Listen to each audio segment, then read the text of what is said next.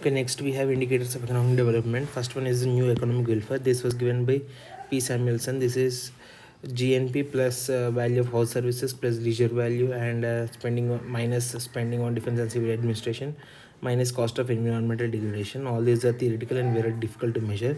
Therefore, this is practically of no use. It is just to show the shortcomings of GNP and GDP. Next, we have real per capita income. This is regarded as an indicator of standard of living. If per capita income increases, it will be economic growth but not economic development. Therefore, it is not a satisfactory indicator because the shortcomings in NEW can be applied here. Composition of national income is non-measured. For example, if a country is making a lot of money on tobacco, it won't be indicated. Therefore, external positive and negative externalities are not accounted here. Inequalities may be higher. This silent on welfare dimension of the economic development, for example, education, health and psychological well-being and culture, etc. So per capita income is national income divided by the population. This was widely used earlier because no other satisfactory indicator available, and also growth versus development distinction was not that strong during that times.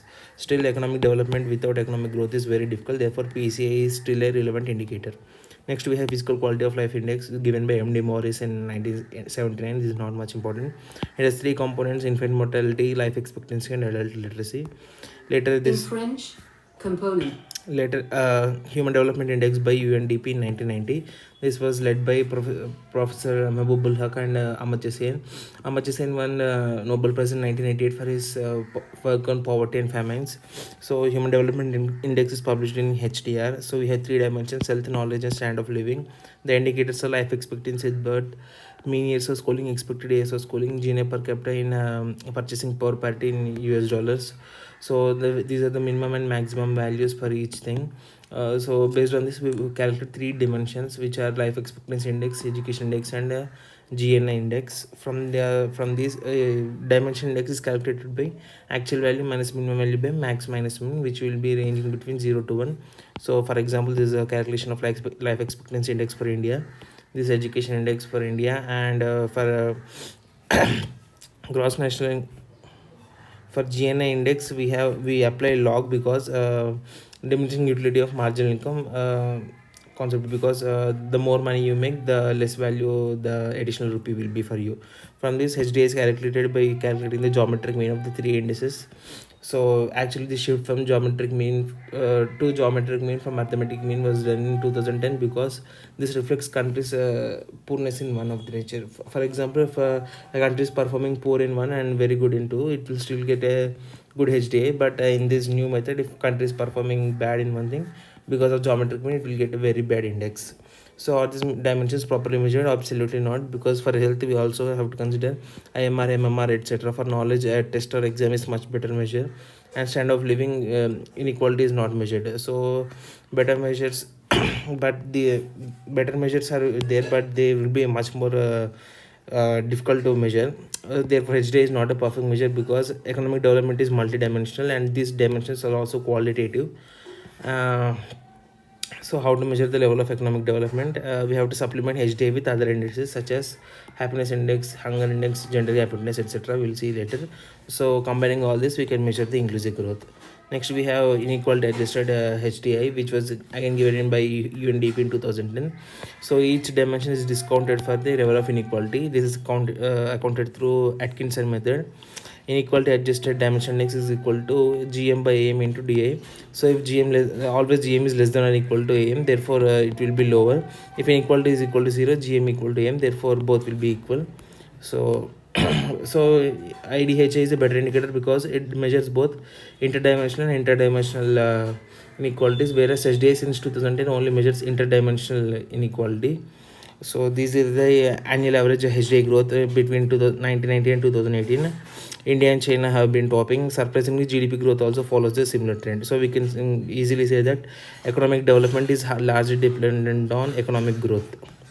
Next, we have psychological well-being related indicators, which are gross national happiness. This concept is given mainly popularized mainly by Bhutan. It has four pillars, which are sustainable socio-economic development, good governance, environment conservation, and preservation of cultural values. For Bhutan, it is Buddhism. Therefore, this makes this concept a semi-religious concept.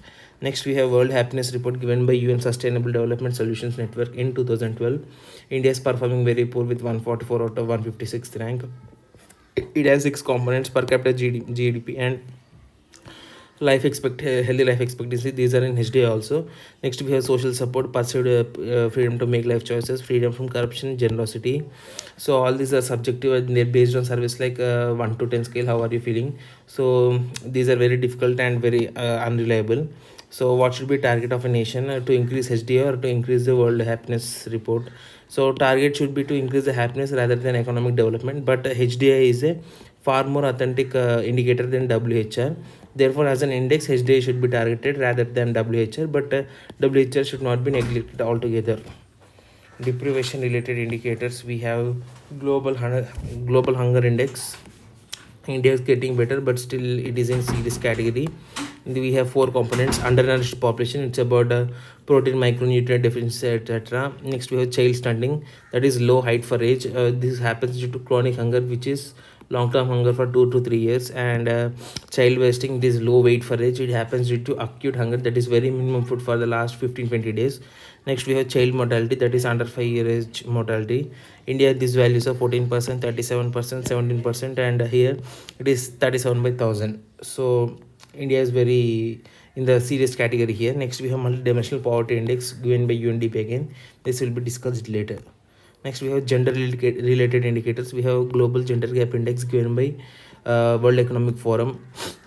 So this has 4 components, which are education attainment, health and survival, economic participation and opportunity, and political empowerment. India is performing very worst in the first 3, but it is performing very good in the fourth one, mainly because of the 73rd and 74th constitutional amendments. Overall, India is performing very poor. Next we have gender related development index or GDI given by UNDP again. So this measures gender disparity with respect to 3 dimensions of the HDI. So it calculates HDI female and HDI male. Values are slightly different. For example, life expectancy for female will be high, therefore the minimum value is 22.5 and maximum value is 87.5. These minor details are not important. So based on these two, we calculate GDI by using HDI female by HDI male. For India, this value is 0.83. This shows that males are performing better than females. Next we have gender inequality index, GIA, again given by UNDP. This is based on 3 dimensions, which are maternal health measured by MMR, and empowerment measured by number of women MPs and secondary education attainments, and labor force through female labor force participation rate. India is performing 122 by 162. This is not so bad, but this is very bad. This shows that UNDP measures both of them, GDI and GNA. GDI is about basic amenities and GI about opportunities provided to women. This shows that India is performing very poor in GDI, but okay-ish in GIA. So UNDP publishes is both. Next, why does India's poor performance and resources justify poor gender indices? This does not justify poor gender indices because how are males able to perform better than? Next, we have SDG gender index given by equal measures. So this measures gender disparities and attainment of 14 out of 17 in SDGs.